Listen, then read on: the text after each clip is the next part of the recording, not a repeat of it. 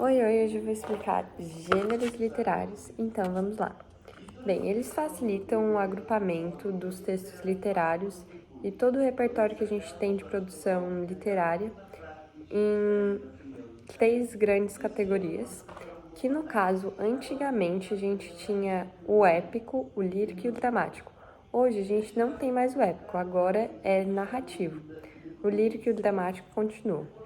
Essa divisão foi proposta na Grécia Antiga por Aristóteles. Então, vamos começar pelo narrativo, que anteriormente era o épico. Mas qual que é a diferença dos dois e a semelhança? Bem, o épico, ele tratava de histórias de deuses, de heróis, realmente envolvendo mais lutas, assim. Já o narrativo é o narrativo que a gente conhece hoje, que ele vai envolver a narrativa de histórias, literalmente. Então, e o gênero épico, algo que é bem importante, ele ficou presente do século XV até o século XVI, então durou pouco tempo. E ele teve origem nas epopeias gregas. Atualmente, ele é diferente também, por quê? Porque o gênero épico, ele era em forma de versos. Já o gênero narrativo que a gente conhece hoje, a gente utiliza ele em forma de prosa. Mas o que é prosas? É quando a gente tem um texto com ponto, com frase normal, tipo, aqui ó, isso aqui é um texto em prosa. É um parágrafo, tem ponto, tem vírgula, enfim. Isso seria um texto em prosa. E quais são alguns exemplos que eu posso ter de gênero narrativo para mim se lembrar? A gente tem romance, novela, conto, crônica, memória, apólogo, fábula, parábola. Enfim, a gente tem muitos gêneros narrativos.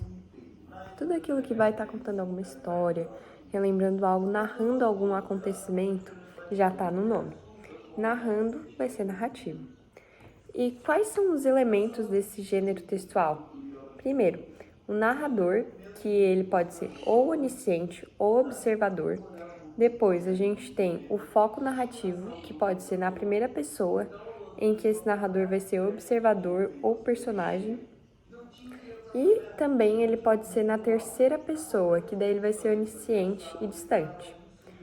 A gente tem o personagem, os personagens, que a gente vai ter dois tipos. A gente vai ter as planas, que são personagens simples, em que a gente vai ter mais, tipo, as características físicas deles. A gente não vai saber muito da personalidade, dos pensamentos deles, que são, tipo, os personagens secundários.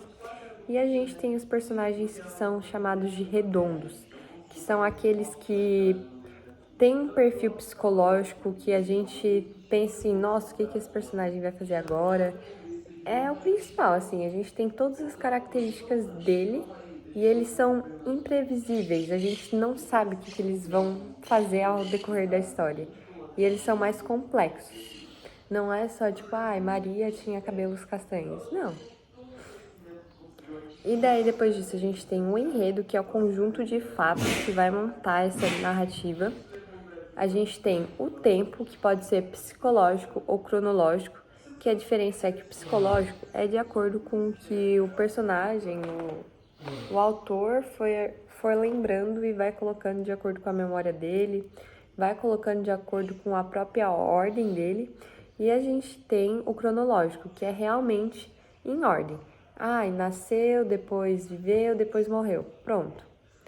A gente tem depois o espaço, que o espaço não tem segredo, é onde que aconteceu aquela história.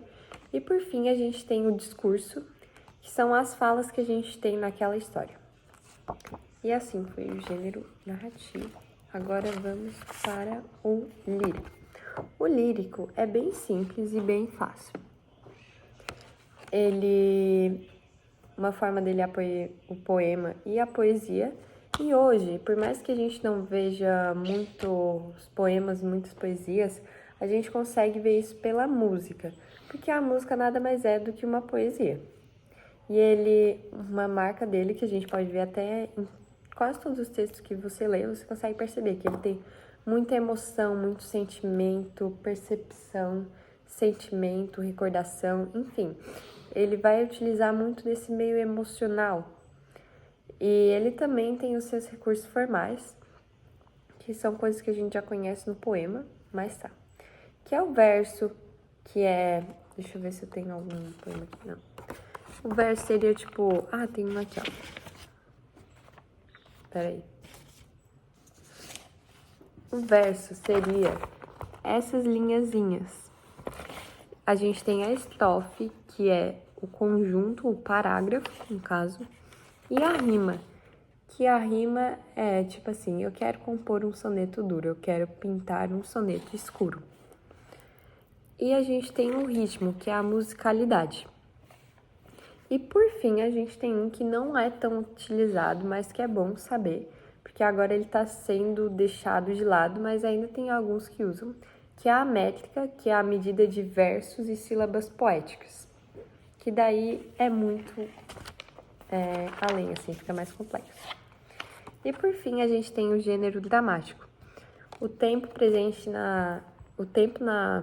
nessa narrativa, nesse texto, na verdade, vai ser o tempo presente e todas as situações que vão acontecendo no decorrer da história, enfim, elas são atualizadas, elas acontecem por causa dos personagens, por causa de quem está atuando, pela ação deles.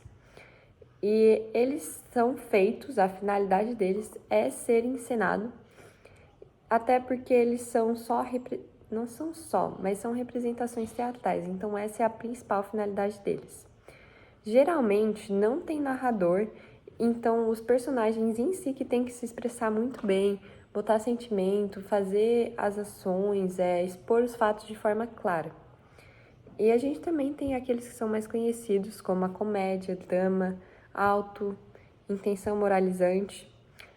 E uma coisa muito importante é que o personagem ele não vai ficar deslocado muitas vezes e fazer a sua própria interpretação sobre aquilo. Não.